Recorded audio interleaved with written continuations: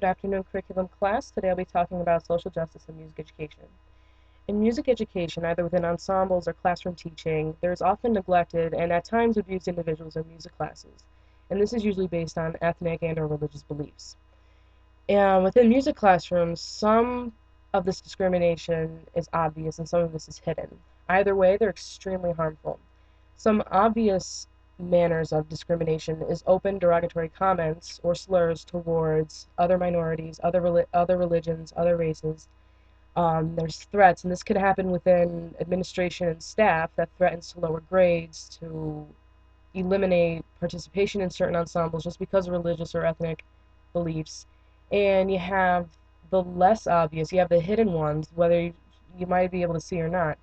You have the ignorance of schedules. A lot of schools just schedule, at least where I'm from, they schedule their holidays and their breaks around Christian holidays, but they kind of neglect Jewish holidays, Muslim holidays, and other ethnic holidays that students are usually held against a minority religion or race student if they miss school or if they miss an ensemble. Other instances, you have the ignorance of religious context. When you're teaching a piece, sometimes you exclude the religious context just to avoid the confrontation and the controversy of introducing a new religion or introducing a different belief system to your students, just kind of keeping it in the musical. I think you also have notions of inclusion and exclusion of certain denominations when you pick repertoire or songs or certain materials for a concert or for a class. And a combination of the obvious and the hidden are these token ideals of including minority races and religions in classes and ensembles. Are you really introducing something of real substance to students from a certain religious or ethnic group, or are you just doing this to satisfy a status quo, or to just find something that the minority students or the marginalized ones can feel a part of in a concert when you're really just ostracizing them even more?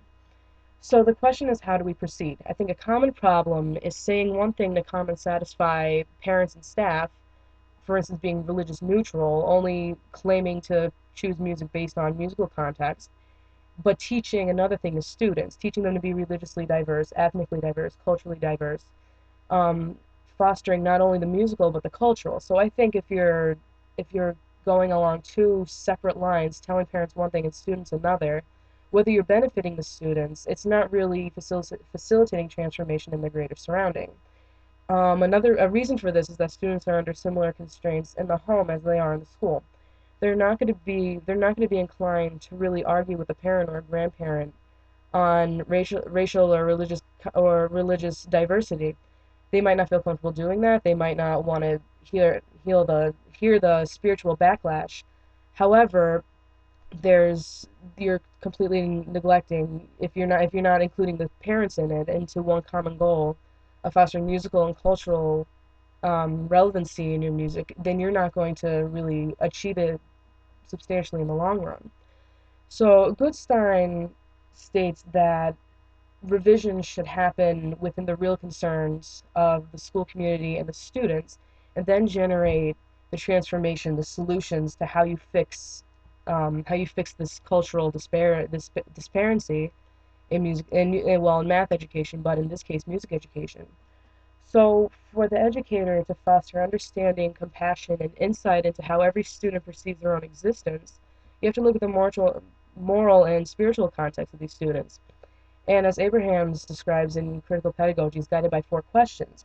Who am I? What beliefs, ideals, contradictions, and fears does the educator bring to their situation?